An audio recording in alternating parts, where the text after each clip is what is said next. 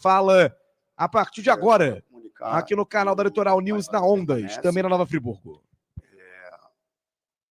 Eu quero agradecer aqui publicamente ao trabalho que ele efetuou durante esse período, que já não foi o primeiro. Antes de mim, ele já tinha tido uma passagem, onde ele pegou o time também numa situação difícil, entregou numa situação confortável, e comigo agora no comando, ele também pegou o time numa situação muito complicada, levou a uma semifinal de Copa do Brasil, alcançou 43 pontos de uma forma muito antecipada, mas é uma decisão que tem que ser tomada, ninguém fica feliz com essa decisão, mas a gente percebeu que era necessário.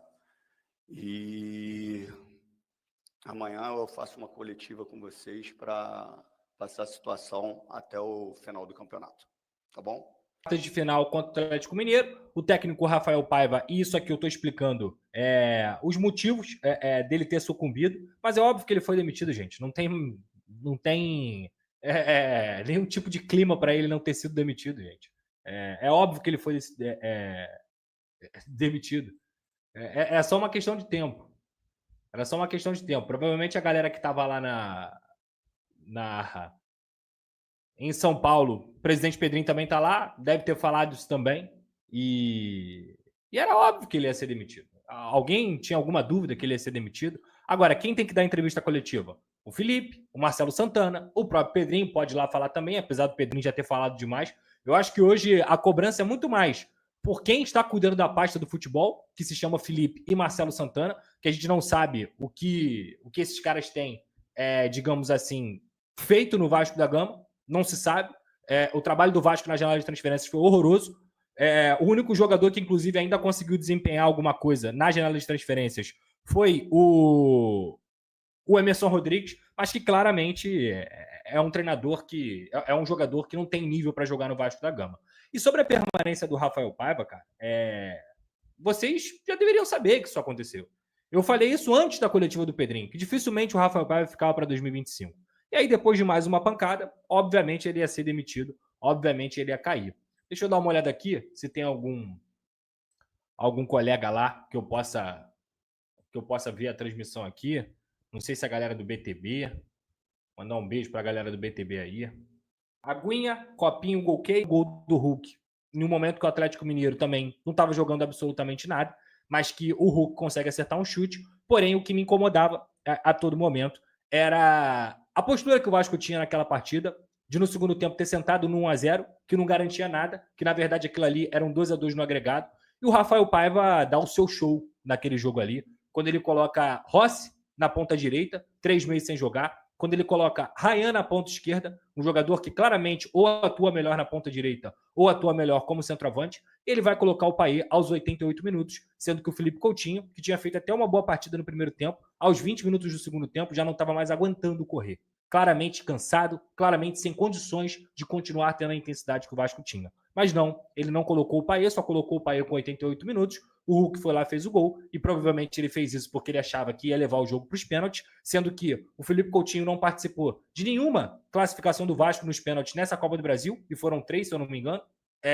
Outros jogadores bateram os pênaltis e conseguiram ser efetivos. E o Vasco da Gama, o Rafael Paiva preferiu manter o Coutinho para bater pênalti quando ele já não tinha mais conseguido ter pernas em campo. Ok, a eliminação acontece, todo mundo tratou como, ok, tá tudo bem, estou conformado, chegaram muito longe, o Vasco foi muito longe, o Pedrosa tá sendo ranzinza, o Pedrosa tá sendo chato, que poderia mais, Pedrosa? É claro que não poderia mais, sendo que o Atlético Mineiro era um time que, naquele momento ali, não mostrava ter toda a superioridade que teoricamente tem sobre o Vasco da Gama. Muito pelo contrário, o Vasco foi covarde naquele momento ali no segundo tempo, preferiu ficar se encostando e sentando no resultado que tinha construído no primeiro tempo, um 0-0, um 2-2 naquele caso, que levava para os pênaltis e que não garantia nada. Mas as pessoas naquele momento, elas preferiram a todo instante achar que estava tudo bem, que o Paiva tinha feito um grande trabalho, que já estava ok, que tá bom, que chegou na semifinal, e o Vasco jogando dentro de casa, com condições de decidir aquela situação dentro de casa, de chegar a uma final de Copa do Brasil, teve uma postura vergonhosa no segundo tempo, seu treinador errou em todas as substituições, mas todo mundo estava satisfeito. É mentira minha? É mentira minha? Se for mentira minha, vocês podem falar aí no chat. Que enquanto eu estava aqui esbravejando, inconformado, falando que eu não concordava com as decisões, que eu não concordava com a postura que ele tinha adotado no segundo tempo, que o Vasco poderia sim mais, tinha um monte de gente que continuava defendendo algo que, aos olhos, percebia-se claramente que o Vasco já não jogava mais bola. E eu já estava alertando isso desde a partida contra o Juventude, 1-1 em São Januário. Vem os próximos jogos. O Vasco toma uma sapatada no meio desse jogo aí de 3-0 do São Paulo. O Vasco toma uma sapatada do Fortaleza. O Vasco toma uma sapatada do Botafogo. Em leituras completamente equivocadas do treinador. Vai pegar os últimos jogos do Botafogo. O Botafogo só ganhou com tranquilidade do Vasco. 3-0. Por quê? Porque o técnico Rafael Paiva, nas leituras de jogo que ele fez, preferiu achar que ele poderia jogar de igual para igual com o Botafogo. Ele quis marcar o Botafogo em bloco alto. Ele quis botar o Jean Davi para ter posse de bola contra o Botafogo, que é o melhor time do Brasil, que até então era o líder do campeonato, tem 70 pontos no campeonato, é o finalista da Libertadores e tem jogadores de seleção. Essa foi a leitura do Rafael Paiva para jogar contra o Botafogo. O que aconteceu? O Botafogo fez 3-0 com a maior facilidade do mundo. Aí você pega os próximos jogos do Botafogo. Cuiabá foi mais resistente que o Vasco. O Vitória quase venceu o Botafogo. O Botafogo tropeçou contra o Atlético Mineiro, tendo um a mais. E o único time que quis bater de frente com o Botafogo foi o Vasco. Porque o Rafael Paiva achou que dava para fazer alguma coisa diferente. E vale lembrar que, no meio desse caminho, ele tentou também fazer com que o Vasco tivesse uma filosofia de jogo de posse de bola. Vocês lembram quando ele estava conseguindo tentando trazer essa saída de bola do Vasco desde o Léo Jardim? Que ele botou o esforço em campo, que o Vasco errava a saída de bola, porque ele queria sair curto. Sendo que claramente o time do Vasco era um time que tinha que ter o Verratti como referência, a aproximação dos pontos para ganhar a segunda bola, era o que mais se notabilizava como algo positivo no Vasco. Essa transição rápida, com gols de transição rápida, e que isso era mérito dele também, mas principalmente, coisa que a gente não viu hoje, coisa que a gente não viu contra o Botafogo, coisa que a gente não viu contra o Fortaleza, principalmente, esse grupo era unido. Esse grupo brigava por cada bola, o Vasco competia, eles davam tudo dentro de campo. Eles davam tudo. Porque parece que a gente, focando no Paiva, que foi demitido e acabou sendo a primeira cabeça a rolar aí, digamos assim, parece que a culpa é só do Paiva. E não é. A culpa não é só do Paiva.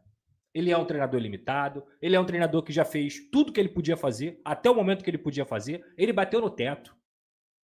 E tá tudo bem. Porque a gente tá falando do primeiro trabalho profissional desse cara. Porque ele subiu para o Vasco da Gama, ele pegou uma pica enorme e até então ele conseguiu resolver essa pica até onde ele pôde. O grande erro foi quando as pessoas começaram a ter mais gratidão do que visão, do que se via em campo. Encontrava-se uma gratidão por tudo que ele tinha feito no momento que ele tinha conseguido fazer o Vasco vencer, conseguido fazer o Vasco se classificar na Copa do Brasil, e que essa Copa do Brasil muitas vezes maquiava o desempenho do Vasco da Gama. E essa gratidão ela foi percorrida pelos próximos 2-3 meses. E aqui estamos. Falando de um Vasco que hoje tomou de 3-0 para um Corinthians, que até outro dia estava na zona do rebaixamento, brigando para não cair. Que perdeu para o Internacional dentro de casa, em mais uma atuação fraca. E que tem 2 vitórias nos últimos 14 jogos. Agora, a culpa é só dele? É claro que não. A culpa é do diretor Marcelo Santana, que até o momento não explicou ainda a janela que ele fez. A culpa é do diretor de futebol Felipe, que é responsável direto na janela de transferências em tudo que se faz na pasta do futebol. A culpa também é do Pedrinho, que no final das contas supervisiona isso. E o Vasco da Gama não conseguiu repor, ou melhor, qualificar o seu elenco, que já era fraco, para a segunda parte da temporada. Os times, como o Corinthians, por exemplo, mesmo fazendo da forma que eles fizeram, que para mim é totalmente esdrúxula, de sair aumentando salário, de sair gastando sem nenhum tipo de limite. Eles botaram o pé onde eles achavam que eles tinham que alcançar. Não teve nenhum tipo de austeridade, mas estão aí, ó. Provavelmente vão se classificar por uma competição sul-americana, seja uma pré-Libertadores ou uma Copa Sul-Americana, e resolveram reforçar o time. Tem um grande treinador, ele falando merda do Vasco ou não, ele falou merda do Vasco mesmo, ele jamais poderia ter falado aquilo